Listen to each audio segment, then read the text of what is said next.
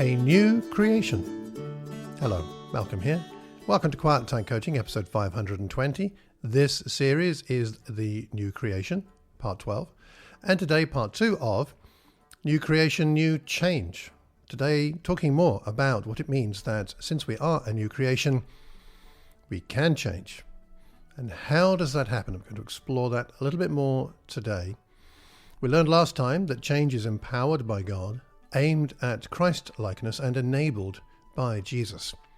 Remember our key text really, 2 Corinthians 3:18, we are being transformed into the same image, that of Christ, from one degree of glory to another. For this comes from the Lord, the Spirit. So this week, we will take the last point further, the point about change being enabled by Jesus, and look at some key principles of spiritual change. Let me give you a few here. Firstly, spiritual growth is both practical and mystical. I'm going to give you a few contrasts here today. Practical and mystical. See, one main avenue for spiritual growth is to walk with Jesus as one of his followers, just like they did when Jesus was on this earth. On one level, simply saying yes to Jesus' offer of friendship is all that's needed for spiritual growth. As somebody said, proximity makes disciples, makes us more into Christlikeness. You might think of Acts chapter 4, verse 13, when they saw the courage of Peter and John and realized that they were unschooled, ordinary men. They were astonished, and they took note that these men had been with Jesus, with him. So in addition, as well as this practical side, we grow as we cooperate with the Spirit. That's the mystical part of it. John 3:8, Jesus says, the wind blows wherever it pleases. You hear its sound. You cannot tell where it comes from, where it's going.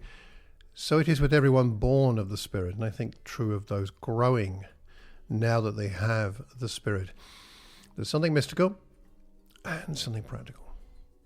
Another aspect of spiritual growth is that it is both quick and slow. Quick and slow. Sometimes spiritual growth comes in a flash of understanding, an epiphany, a eureka moment, like Acts 10:34, when Peter realizes what God is doing, that the Gentiles are now incorporated into the kingdom.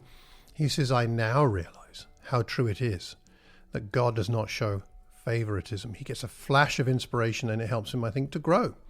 But more often growth is slow and meandering. You might take the example of the person we call Doubting Thomas, who in John 11 says, let's follow him so we can die with him. And then John 14, he says, we don't know where we're going. How can we know the way, Lord?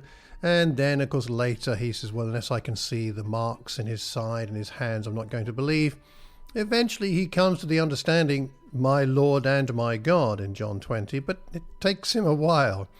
And that's possibly more the norm, isn't it, in the Christian life? But also spiritual growth is both personal and corporate. You see, your journey and mine is unique to us. Don't compare yourself to other people, only to your past self. Relationship with Jesus and growing is more art than science. It's certainly not engineering. In John 21, Peter sees John and he says to Jesus, what about him? And Jesus says, if it's my will that he remain until I come, what's that to you? Follow me. It's like, no, you have your path. Don't worry about John's. And our growth is personal, but it's not private. Ephesians 4:15 and 16 talks about the fact that we can help each other grow up into Christ. We need one another for spiritual growth. So spiritual growth can be stimulated and catalyzed by our actions, but the key is to open ourselves up so that God can do his work. Some thoughts for reflection. Which points do you find yourself most comfortable with and why? The practical, mystical, quick, slow, personal, or corporate aspects of spiritual growth? How have you seen God work for your transformation so far? Do you find it easy or hard to open yourself up to God doing his work? And finally, what will help you most to cooperate with God's work in your life? Hope you find these thoughts helpful. Next time we'll go on to look at another aspect of change, focusing on models of transformation. Until then, take care. God bless.